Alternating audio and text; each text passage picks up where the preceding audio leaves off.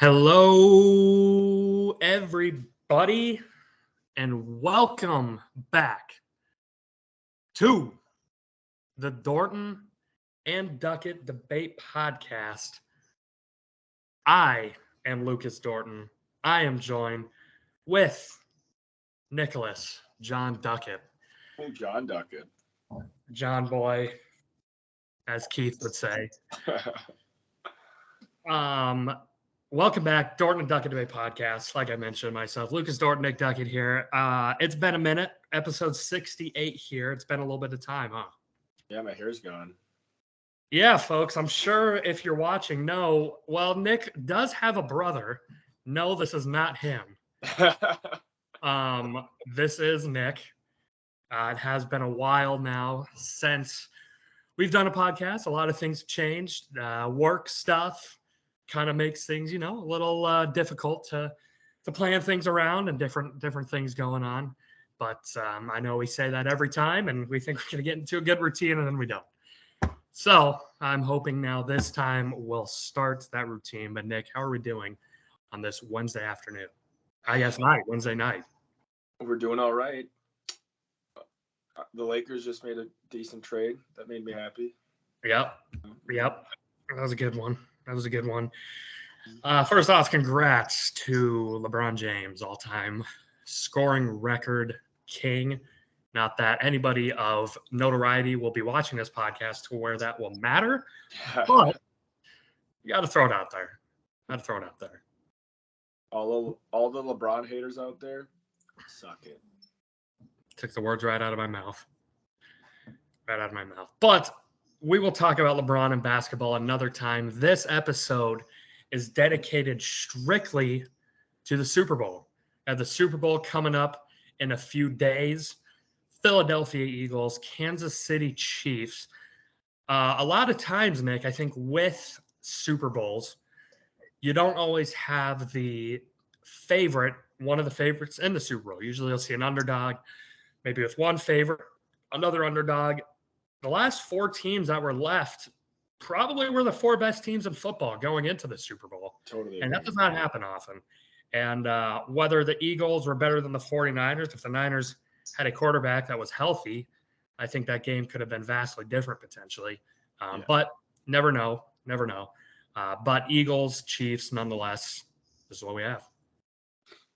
Yeah, I mean, the Niners had won like 9-10 games in a row or something like that. Their last loss was to the Chiefs, who were one of the four left. The Bengals had won like 7 in a row. Pretty much all the teams run 7 or 8 game winning streaks except the Eagles, and their losses were because Hurts didn't play. So yeah, I think it was definitely the best 4 teams, and I think it's probably the best 2 teams of those 4 also. So right, it should be. It's pretty rare that you have the best 4 teams left at the end, and pretty rare where you have the best 2 teams in the Super Bowl, and I think we have that. Yeah, we do.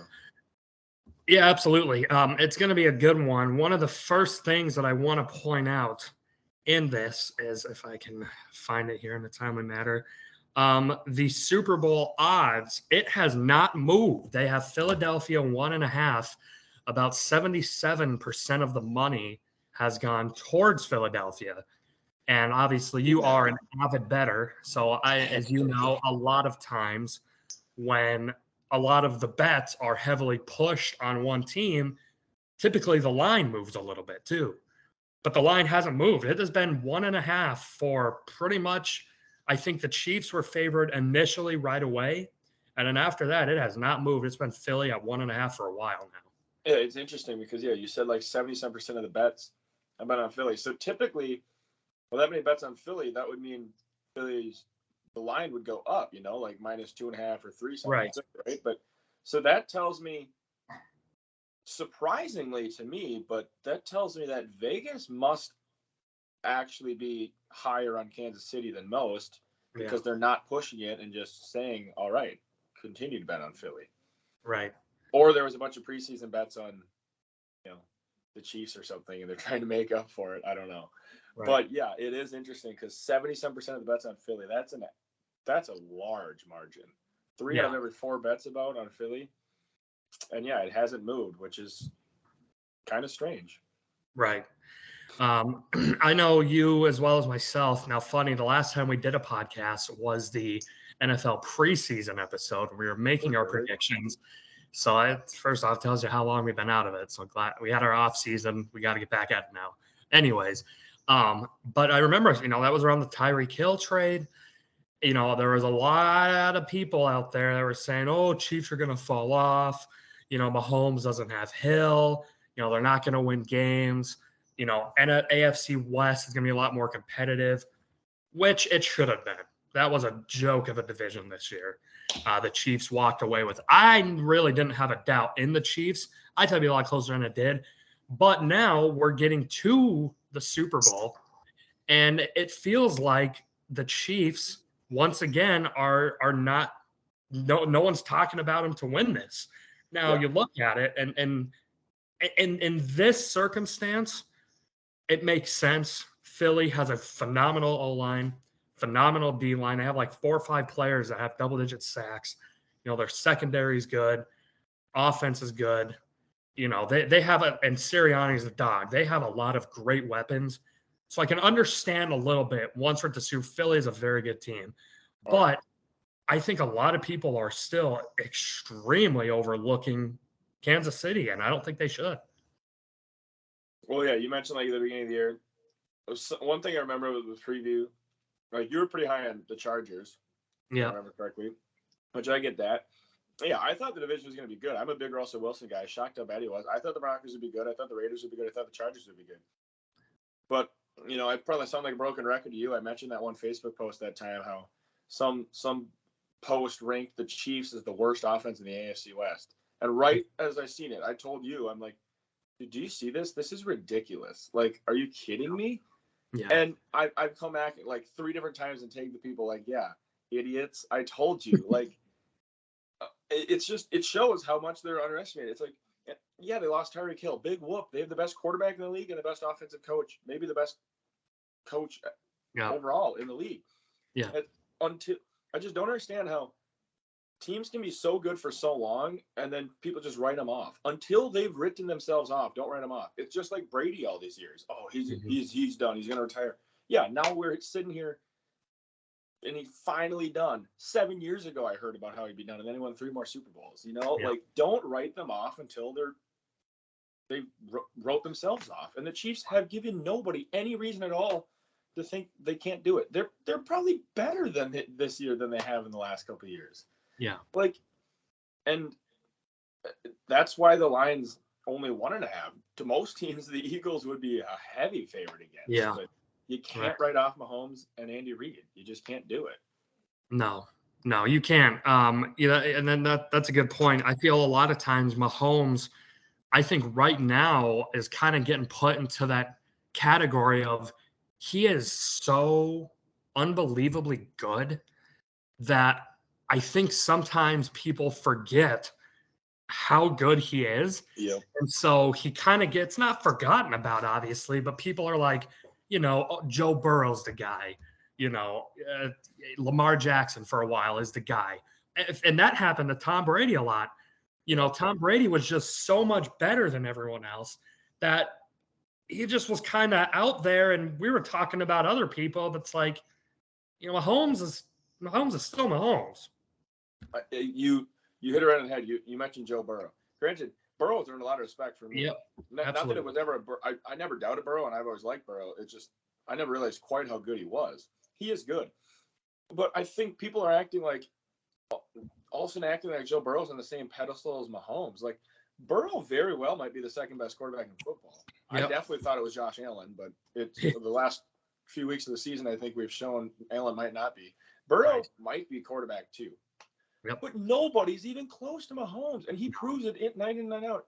And I do think he's got better to work with than what it seems because Andy Reid, Andy Reid's just a genius. But besides Andy Reid, he's got Kelsey. You might think they have other pretty good wide receivers. Not really. He just makes them look good. He doesn't have Higgins, Chase, and 2 good running backs, and then like a decent tight end in Hayden Hurst. He doesn't have A.J. Brown, Devontae Smith, and a very good O-line. Mahomes doesn't have as much as a lot of people, and he makes it work because Mahomes is Mahomes. He is the dog. Yeah. And I don't understand why people people don't get that.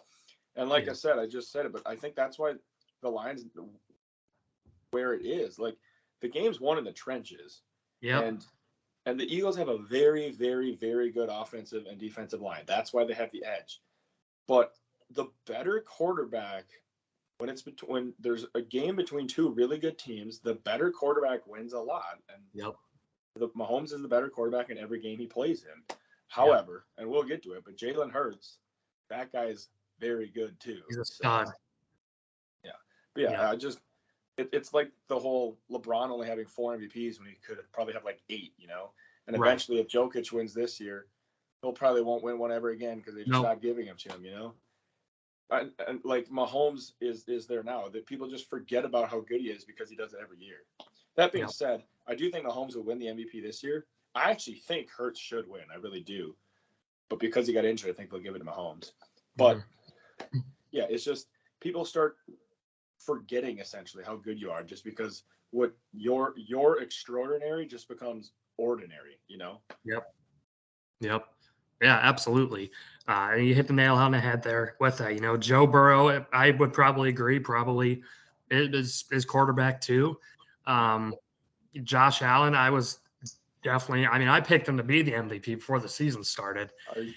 And that was not the case. So for a while, he was, and maybe he threw a lot of it, turned the ball over a ton the last like month of the year. And I mean, like, it's one thing we're talking fantasy. I'd still probably take Allen QB1, Allen or Hurts. But as far as overall, yeah, I thought definitely without a doubt he was QB2. I thought he even had a chance to maybe sniff Mahomes, but no. Over the last little while, I think it's shown that he's good, but he's definitely got a lot to improve on. Right. Nonetheless, I just that's always something that's interesting to me and speaks to Mahomes' greatness, you know, that people don't talk about. People forget about him. They're picking the other person because Mahomes is just kind of there and to forget about it. You know, and in some degree, you know, you talk about the Chiefs offense, you know, when that stat came out, or not stat, that poll came out at the beginning of the year, ranked them really low. You know, obviously Tyreek Hill is a stud. Would they like to have Tyreek Hill on their team? Absolutely. It's Tyreek Hill. We saw what he did in Miami this year. If Justin Jefferson wasn't Justin Jefferson, Tyreek Hill is far and away the wide receiver one this year. But I think to some degree, it almost helped the Chiefs a little more. Tyreek Hill left. Okay, you got Travis Kelce. All right, well, you know, let's you know, if Kelsey's locked up one game, which is very rare, he's going to get his. But, okay, we've got Marquez Valdez-Scantling going deep. Okay, that helps out.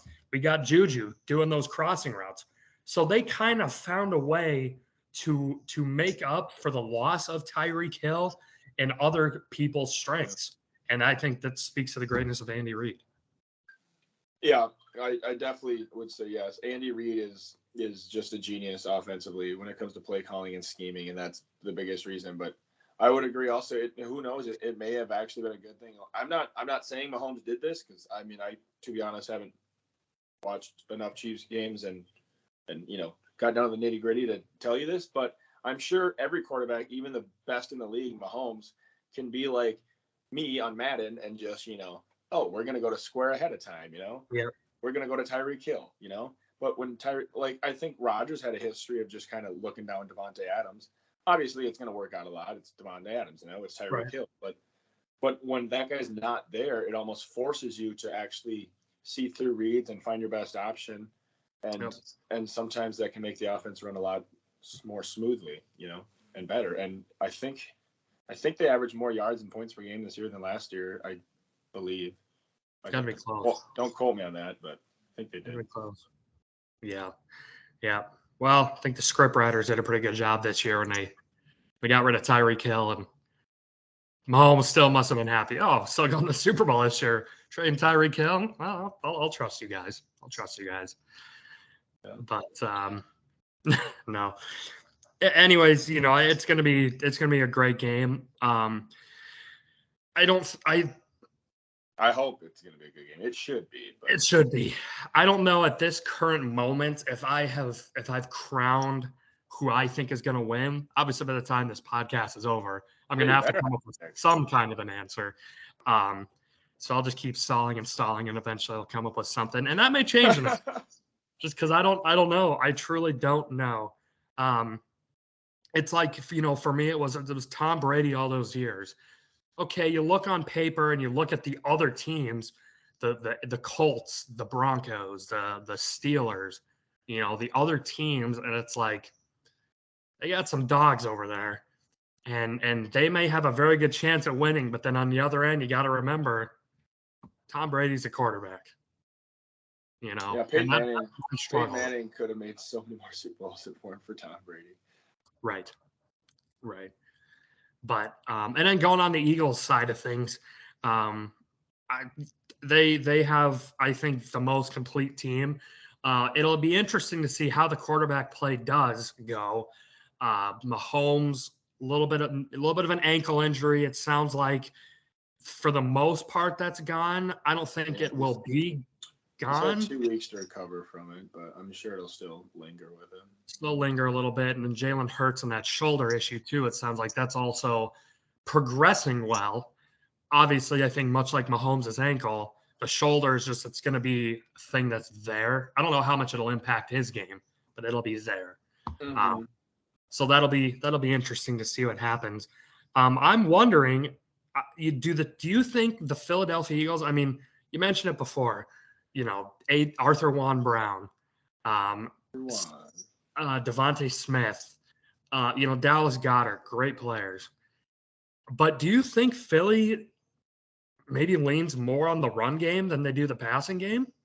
Well, Obviously, my dad actually made an interesting point to me. He's like, because he's pretty confident the Eagles are going to win, and he was saying, I'm like, yeah, I'd say they're probably a better team, but you can't count out the Chiefs with Mahomes or whatever. But I said, but Hurts on the other hand, he's really good too. And my dad's like, well, and yeah, like this is the last game of the year. It's like if they're just gonna tell Hurts like, hey, if it's there, just run. Like it's not like you have to worry about.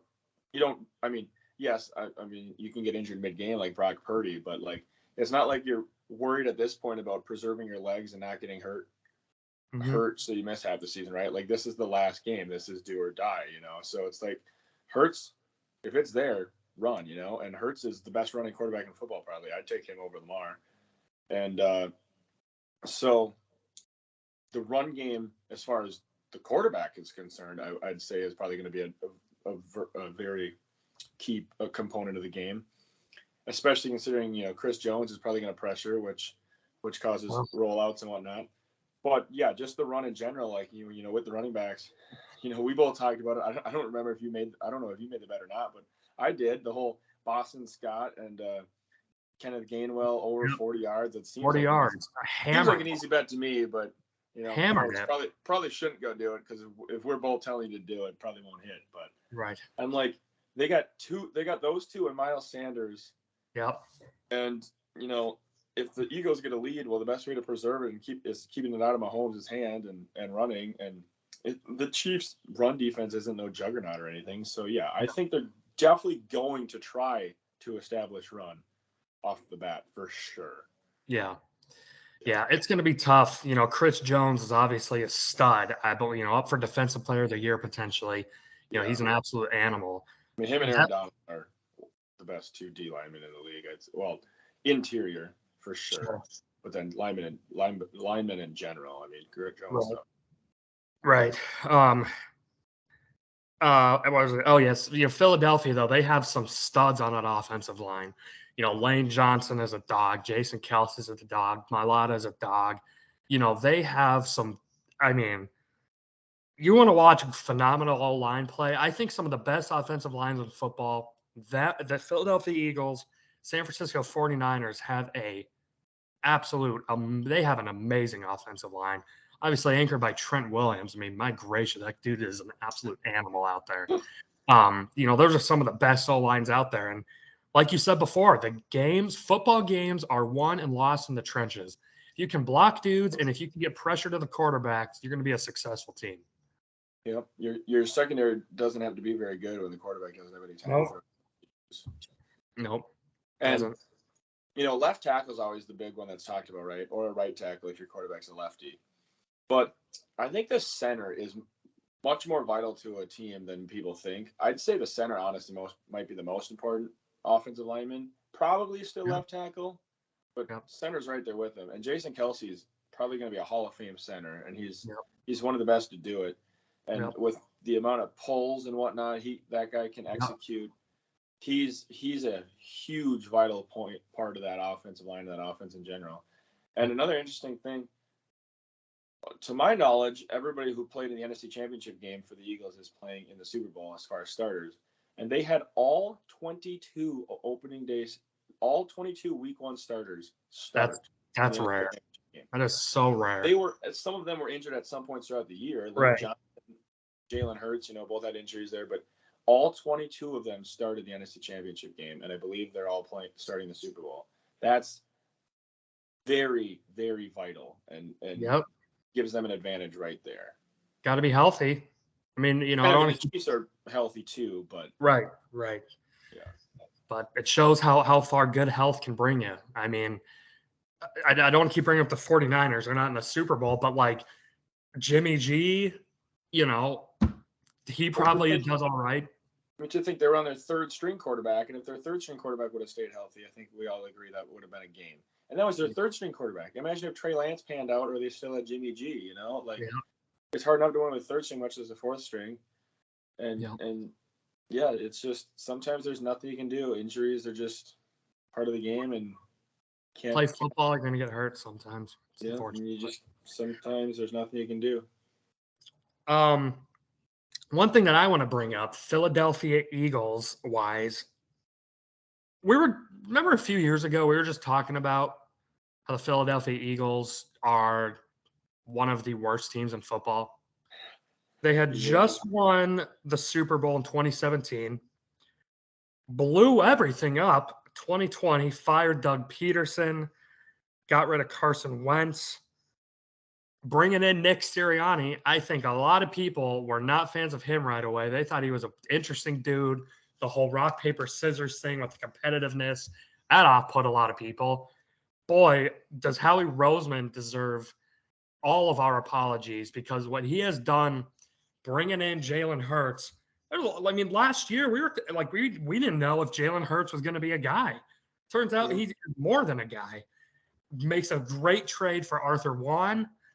Devontae Smith, I don't think he was the best wide receiver in that class still, but I mean, he obviously is he's a dude. I mean, he obviously is very good. Yeah. And what they've done in the defense, Darius Slay coming in, bringing in some other guys on that defense, signing. They keep adding to that D line, so they have so much depth. Hassan Reddick wasn't always an Eagle, and they added pieces. Yeah. Yep, Linval Joseph, Ndamukong Suh there up in the middle. But you got to give a lot of credit to Howie Roseman. He was getting a lot of heat just only a couple years ago. Deserved at the time? I don't know. Maybe, maybe not. But obviously he had a plan and he knew what he was doing. And it just goes to show sometimes you got to just blow things up and start from scratch, and good things happen. Yeah, I hate to admit it because I can't stand that team, but they are very, very good. And I don't remember what I predicted them to go at the beginning of the year. I want to say somewhere around 8 or 9 wins. Well, yeah, they proved me wrong. There was a bunch of – no, granted, there was a lot of people high on the Eagles. And I thought, really? Why? The Eagles? But, yeah, they proved me wrong. And I'll say Jalen Hurts. I do really like Jalen Hurts. But good dude. I didn't even think he was that good in college. Like, Tua took his job, right? Yep, national championship game. Tua came in. Tua took his job. He had to go to Oklahoma because – he wasn't good enough to start over his backup in Alabama. And granted, he almost won himself a Heisman at Oklahoma, but every quarterback almost wins a Heisman or does win a Heisman at Oklahoma, Yeah. I wasn't even that impressed with Jalen Hurts in college. So when they took him in, I think the second round, when Carson Wentz was still a pretty decent quarterback, everybody's like, really? Huh. Okay. And, yeah, that sure as heck panned out. I think Jalen Hurts is probably – third best, fourth at worst quarterback in the league, I'd say. He's probably the best quarterback in the NFC. I mean, I would take Hurts over anybody else in the NFC. I got to think. I mean, South is trash. I mean, the GOAT's gone. AFC West is not amazing as far as quarterback play go anymore. Stafford's old. No one likes Kyler Murray. Geno Smith is. Hey, props to Geno Smith for what he did this year. Future guy, but hey, respect to him. Single season pass yards record Yep. for Seattle. Yep. But yeah, nonetheless, great job. This defense, though, I mean, Mahomes is Mahomes. I think this is going to be his toughest match of defense that he's playing. Like we mentioned, the defensive line for the Eagles finished with 70 sacks. 70. That is 15 more than any other team in the NFL. Obviously, I mentioned they had 4 players get double-digit sacks. Hassan Reddick, Javon Hargrave, Josh Sweat, and Brandon Graham all finished double-digit sacks. It's going to be tough. Well, and speaking of that, I do think it'll be a close game, but I wouldn't be shocked if it was a blowout for this reason. We all remember 2 years ago, Buccaneers-Chiefs. Yep. I think a lot of people thought the Chiefs were going to win that game. Well, they got destroyed. And it's not even really because of Brady. It's because the Buccaneers defense, specifically the D-line, just mauled Patty That Mahomes. O-line was awful.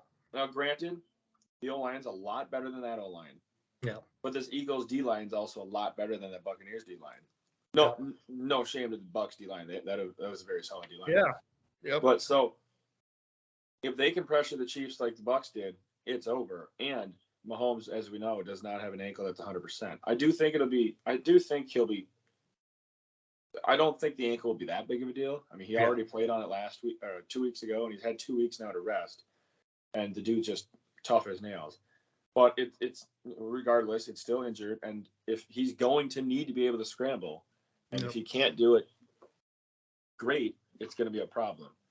But again, I'm not going to underestimate Mahomes, but he's got a tough task. Yep. Yeah, I agree. That it'll be interesting to watch what happens. Another thing that'll be interesting to watch is the referee play. Obviously, the NFL. Yeah, Roger Goodell. Yeah, that's in the league. Well, you figured that's what he would say. Carl Sheffers is the referee for this game. This is it is his 3rd Super Bowl assignment. Something that I read was that this crew is like the most flag happy crew in the NFL, or dang near up there. So I will be intrigued to see what flags are thrown. Obviously, after this AFC Championship game, I mean, it's going to be a lot. We're going to have to really see what happens. Not to bring up the NFL script too much because I think it's dumb, but you see reffing like that in the AFC Championship game, and you probably got a lot of people thinking it's great because that was awful. That was just a horrendous. That was just a poorly reffed game, and on a bunch of different ends. But not that we have to go back to his championship game, but it'll be really interesting to see. Do you think the referees know they're more obviously it's a Super Bowl, you're under the microscope, but they're even more under a microscope with how bad they've been. So are they gonna swallow the whistle on some plays, or are they just gonna be like, screw it, if we think there's a penalty, we're gonna call it? I don't know what do you think happens? Do you think there's gonna be a lot of penalties or not so much? I mean, I think there'll be a decent amount, but these two teams are also very, very good and disciplined teams, so that they just shouldn't have as many penalties as some teams would. But considering the crew, I think, and considering what happened in the AFC Championship game, the last thing the NFL wants is more people complaining about how a game's scripted or how a game should have gone this way or that way, whatever. So I do think I would expect some flags called. I mean, I don't think it's going to be flag every play. You just got laundry on the field all the time. But I would expect some flags to be called, definitely. Gotta pick up the lingerie, baby. And which I don't want flags called in every game, on every play. But I'd rather have, I don't like it when they let everything go. You got to call something. So I'm okay with flags here and there. I mean, there's flags for a reason. But yeah, I don't want every ticky-tacky call to be called at the end either, just to, say, oh, see, we called it this time, But we'll see. Right. Talking about some other injuries on the Kansas City side of things. They got a few guys banged up. Sounds like Mecole Hardman probably will not be playing for the Chiefs. I know Kadarius Toney was a little bit injured. Juju Smith-Schuster was a little bit injured. And then a couple defensive guys and Willie Gay and L'Jarius Sneed also hurt as well too. So I'll be interested to see how that works out. I know Mahomes is Mahomes. He'll find a way probably, but nonetheless, it'll be interesting. Eagles have scored a lot of points this year. But I don't know. Do you think the injuries, Mahomes is going to do well, but do you think there's going to come a point in the game where, man, I would have been nice to have had a couple of these guys out there, you think? Or are they going to find a way? I don't think it'll be that big of an issue. At the end of the day, if you have Mahomes, Andy Reid, and Kelsey, I don't think you need too much more. Like they'll make it work with what they got besides them. As long as they got those core three, I don't think it'll be too big of an issue. And they still should have Juju and MVS, right? Yeah, I think they'll play. They'll probably be a little dinged up, but they'll play. I mean, they should still play, I think. So, I mean, I don't think it's that big of a deal, but we'll see. I think missing McKinnon or Pacheco would be a bigger deal than the wide receivers, even though they really haven't used McKinnon much in the playoffs. But I mean, if you told me Kelsey were out, then yeah, I'd be like, oh yeah, it's the Eagles got it. But otherwise, I'm not too concerned. Sure. Yeah, I'm not either. I think we'll have to see what their longevity looks like for the rest of the game. If they do get hurt, get put out, we'll have to see. So something else, it's I've been in the conversation talking about Mahomes, Andy Reid. Tom Brady's the GOAT. Yes. What more, in your opinion, would Patrick Mahomes need to do? Now, we talk about this a lot with LeBron and Jordan. A lot of people bring up LeBron needs 6 rings. He only has 4. Dumb argument, but people use it as one. Oh, yeah. Obviously, Mahomes, I think we can all agree, maybe when it's all said and done, just the most pure talented quarterback we've ever seen. Does he need the 7 Super Bowls to be considered the GOAT? Very young, and this is talking very deep into the future. But what does he need for to be considered GOAT conversation? See, some people are doing it now. It's interesting because titles aren't everything, but they do mean a lot. Yep. But like, yeah, I will bring it up because it's easy. It's the easiest comparison to do. The whole LeBron Jordan. I personally think, without a doubt, and I don't even think it's close. I think LeBron's definitely more talented than Jordan. I honestly don't think it's that close. Is LeBron the GOAT over Jordan? I don't know, because there is the 6-4, which does matter, but you also have to determine, like, how did they happen? Well, does Jordan have 6 because he played worse teams and he's had better teammates, or is it because he just has the winner's mentality and is more clutch? I do think Jordan has the kind of winner's mentality / gene that LeBron sometimes struggles to have, and that maybe is the reason why he has more and he might be better. It's a maybe. I do think LeBron's more talented though. Then in football, Tom Brady's the GOAT, and honestly probably always will be. But I've always said I think Aaron Rodgers is more talented than Tom Brady. But there's more. There's more than just talent. And this is where football and basketball are definitely different, especially quarterbacking. Throwing the football might be the least important thing a quarterback has to do, which sounds crazy. I know, like that's their job, but a quarterback is the leader of the team. They have to get all the guys, honestly, like a quarterback is kind of a coach in itself too. A quarterback reads the defenses. And I always said, Brady beats you before he calls hike from reading the defense and changing things up. And then longevity is a huge part in GOAT status. Whatnot. That's what LeBron's going to have over Jordan and everybody in NBA, and that's what Brady is probably going to have over everybody. So does Mahomes need 7 rings? No, not necessarily. But I think the fact that I do think he's going to need a lot though, because Brady's 7 rings, I think, are truly a testament of a direct result because of him, because he's been so good for so long. I think Mahomes already has shown he's a more talented quarterback than Tom Brady was. Sure. Mahomes can do things with the football that nobody's ever been able to do. I've never seen anybody do that. But is Mahomes as smart? Can he read defense as good as Brady? Probably not. I don't know if anybody ever has. But I do think, I mean, the dude's never missed an AFC Championship game. He's on a third Super Bowl now, and could be fourth if D Ford lined up on sides. Yeah. You know, 5 days from now, Mahomes could potentially have 5 AFC Championships in 5 years, 2 MVPs, 2 Super Bowls, and 2 Super Bowl MVPs. That's obviously a good start for your GOAT status. That's, Brady was very good from the very get-go also, once he finally got a chance. So I guess, now that I've rambled a lot, the answer to your question, I think he definitely has to get, I'd say, at least 5 to be up there, because 7 is a lot, and you got to get close. But if Mahomes can be good in year 16, 17, he's not going to be this, and obviously that's a long ways away from now, then I think we could potentially be talking about somebody maybe surpassing Brady, but it's going to be awfully hard because Brady was one of the best quarterbacks in the league for 20 some years. And even if Brady retired at age 38, I still think it would be hard to pass him just because he was so good for so long, and he's the smartest football player I've ever seen. Right. But Mahomes has a chance. We'll see. But everybody, anybody to even put him close to GOAT status yet, they're wrong. Talent-wise, yes. He might be he's already the most talented quarterback of all time, I think. Talent's talent. But there's more. You got to win, and win for a long time, too.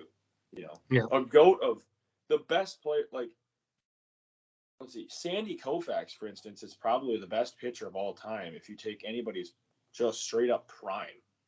Yeah. That guy for 5 years was, I think, the best pitcher to ever live. Him or maybe Bob Gibson. But his career just wasn't long enough, really, to be the greatest. It depends. If you're talking what's the greatest of all time, if you're just saying you take any baseball, football, basketball, hockey player at their greatest, who's the greatest? Okay, well, that's a different. To me, that's not the GOAT. GOAT means you're really, really good, but you also did it for a long time. Yeah. It'll be interesting to see what happens. There's many years that we'll have to debate that, but just figured I'd bring it up. Something that a lot of people are talking about. Well, if they win and he does good, they're gonna talk about it. So yeah. We'll see what happens. But anyways, I think we should get to some predictions. I think it's about prediction time for this. Well, I guess maybe let's bring up one other thing, the Kelsey Bowl. I think that's kind of cool. I don't think you really have to dive into it too much. I do think the NFL should let their mom do the coin toss. That would be yeah, do it. Let mom and Kelsey. Coin, what's it matter, Yeah, we'll probably get some 800-year-old singer to do it, or I don't know, Joe Namath, like they did that one year. By the way, I put $5 on the Chiefs to win the coin toss. Okay, heads or tails? I don't know. I just hope they win it. But apparently the winner of the coin toss has lost 8 straight Super Bowls or something. So Chiefs are losing is what I'm hearing. Well, or I'm losing my bad. Yeah, Chiefs are losing. But we'll have to see. That's cool. Anyways, just wanted to mention it. Nothing really to talk about, but it's cool. It is cool. I don't know if I'd want to play my brother in a Super Bowl though, right? Thanksgiving. On the one hand, if you lose, your brother's winning, but it's and it's a little different because they both have already won a Super Bowl. Yeah, but it's you winning means your brother's losing. I don't know. I don't know if I'd really want that, but it is a cool story, definitely. Yeah. Absolutely. So let's make some predictions here for this Super Bowl. Nick, I'm going to start with you, just to give myself another minute or two of contemplation. Give me your prediction, kind of how you see the game maybe going, and then give us a Super Bowl MVP if you have one. All right. I will say, I'll admit, there might be a little bias involved in my pick because I really do not like Philly. I can't stand that fan base. I just can't stand them. So I'm picking the Chiefs. However, I'm not entirely convinced that I wouldn't pick the Chiefs if I didn't have a little disdain for Philly. I do, as I've said it, I think Philly's roster overall is better. Their O line and D line is significantly better, and most of the times the team who wins the trench is going to win. However, I have a long history of betting on the team with a better quarterback come playoff time. Russell Wilson and the Seahawks have proved me right a lot, and Tom Brady obviously proved me right many, many, many times. And so I'm not going to bet against Patrick Mahomes at the end of the day. I'm just not going to. And Andy Reid. So I'm going to pick the Chiefs. I think it's going to be a very close game. If it's a blowout, it will be the Eagles. I don't think the Chiefs. There's a much better chance the Eagles will blow out the Chiefs than the Chiefs blowing out the Eagles. Yeah. But I'm gonna lean the Eagles. And in a close game, although he's kind of struggled this year, I trust Harrison Butker a lot more than I trust Jake Elliott. That sometimes is very vital. I think I'm going to go 20. I actually made an exact score bet. I don't remember exactly what it was, but I think it was 26-23 Chiefs. Okay. Super Bowl MVP. I legitimately think it will be deserving. I think it'll be Patrick Mahomes, but it takes a lot for a quarterback not to get it anymore anyways, because they just give it to the quarterback. So I'll go Mahomes, Super Bowl MVP. Like the one year, was it Damian Williams? You predicted he'd be the Super Bowl MVP, went on a limb. He gets like 3 touchdowns and still doesn't get it like he should have. But yeah. I'll go 26-23. I think Philly will come out and score right away. I think Kansas City will answer. I think Kansas City might pull up by like 3. Philly takes the lead. It'll be back and forth, and then I think it'll be tied, and the Chiefs will have a field goal drive to win it. Yeah. Okay. So, in thinking about it, I'm going with the Chiefs as well. I'm 100% on board with what you're saying. That doesn't mean I don't think the Eagles will win. I think the Eagles have a large chance to win this game. Chiefs have some injuries. A couple of a wrong ankle turn. This may be an absolute blowout of a game. Chad Henne ain't going to lead the Chiefs to the promised land. Sorry, Michigan, man, but that ain't going to happen. But I agree. I think if it's a blowout, it's going to be the Eagles winning. I think Chiefs are going to win a close one. I'm going with the final score of 33-27. You think they can get 33 on them, huh? I think it could be possible. I know a lot of people are like, well, you were just, jawing up the Eagles defense earlier, and I was. And there's a good chance Mahomes throws 3 picks and it's an absolute blowout. I don't think that'll happen, but there's a possibility. It's going to come down once again to that offensive line play. I think if the Chiefs' O-line can hold up, then I think Mahomes could have a field day. If it doesn't, it could feast. If the Chiefs control the football, if they limit themselves to 1 turnover, yeah, I think they got a good chance. If they don't turn it over at all, I think they win. But if the Eagles get forced 2 or 3 turnovers, I don't think the Chiefs can overcome it. Because Hurts doesn't throw many picks. The Eagles don't turn the ball over much.